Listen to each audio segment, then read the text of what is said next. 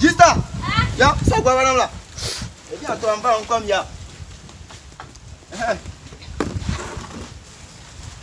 Kusiba. Dasisia, sans gagba. Sans gagba, Oudou.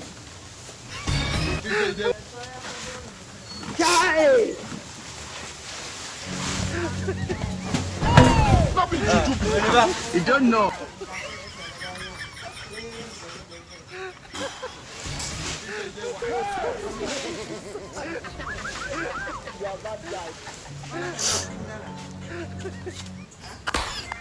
That's Limpopo. There are so many countries that